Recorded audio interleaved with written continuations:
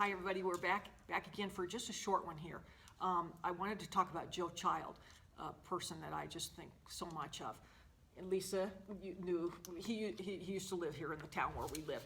Yeah, we attended his church for a while. Yeah, and I want to read a poem that Joe wrote, and I want to advise everybody, or not advise, I want to recommend his YouTube channel, which if you just go to YouTube and type in Joe Child, there are still a bunch of YouTube videos that he did, and they're great. And that's C-H-I-L-D? Yeah, Child, yes, C-H-I-L-D, Joe Child. Yeah, just type that in.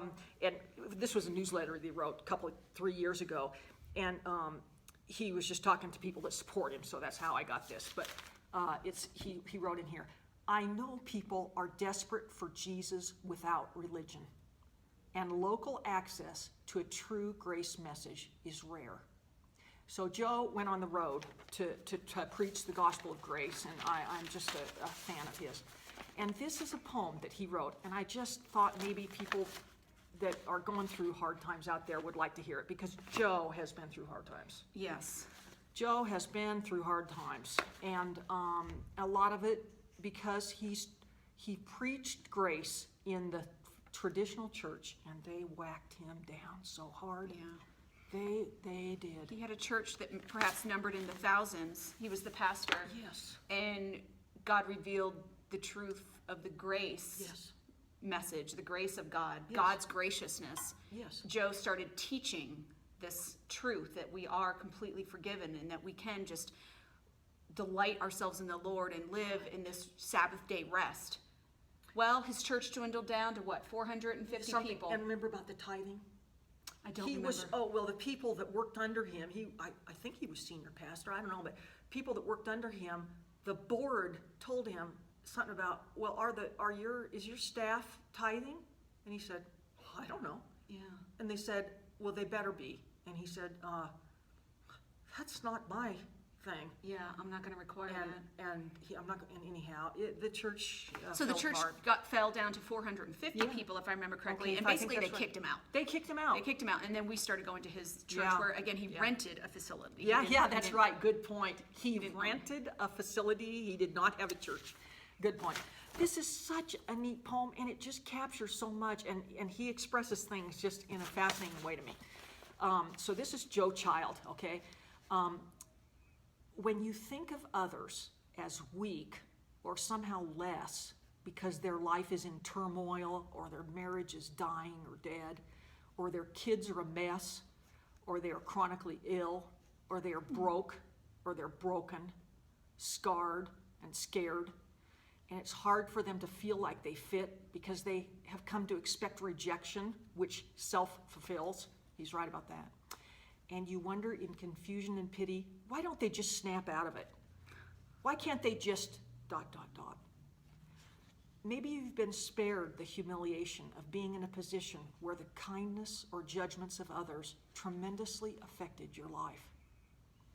When you feel trapped or like a burden, and your hope for heaven is less about going there than it is to escape your present pain, and you're losing all hope, you may have even been contemplating ending it all, often, but as miserable as you feel, you cannot do that to others and feel the noose. But as miserable as you feel, you cannot do that to others, and you feel the noose tighten further. Wow. You've gone to the Bible and to church, maybe even counseling, and instead of answers, you get a to-do list of spiritual exercises, which help for a while, because at least you're doing something. But each week from the pulpit, you're reminded of how much you disappoint God, how far you fall short, how if God holds his nose and looks at Jesus, he can tolerate you until you get it together. And you fall into the trap of maintaining appearances, along with all the others who are, quote, too blessed to be stressed, while secretly dying inside. When I was a kid, some people would cover their new furniture with clear plastic covers as if the goal was to see how long you could own a couch without ever actually enjoying it. Wow.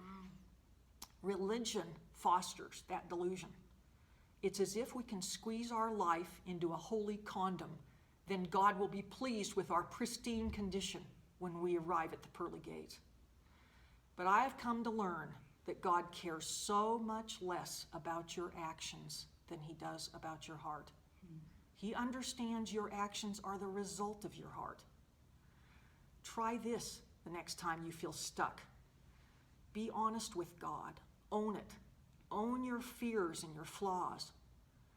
When you begin to feel safe, you worry less about appearances and the judgments of others. And he begins to open your heart and maybe connect some dots from the past that bring some understanding. And when you understand why, it may help overcome the what. Kids are so free to enjoy life until they begin to compare themselves to others and focus on conformity over discovery. Focus on conformity over discovery. Yeah. That's one reason some churches do more harm than good. Sundays are used to answer questions no one is asking. So concerned about, quote, what would Jesus do, while blissfully unaware that they are conflicting with what he's doing in your life because it's not helping with the program. Remove the burden to feel or be a certain way. Then just feel and be. And then I love this. And let God take you by the hand and heal the hurts in his time and in his way. Let God take you by the hand and heal the hurts in his time and in his way. And I am here to testify he will do it. You think you are alone. No one else could understand. That's part of the trap. So many are hurting, but who knows with all the smiles and hairspray? You are alone in one sense because no one else will experience your journey. But you're not alone because everyone must take the path. Wow. That's Joe Child, you guys. He's got a great YouTube channel. He's got some great videos on there. He knows the truth. He knows grace. And I can't recommend him more highly. Bravo for that poem. Thank you, Joe. If you ever see this, Yeah. you're the best. Yeah, really nice guy too. Super nice guy. Okay, that's it for today, everybody. Thanks for being here. Thanks for watching. Bye.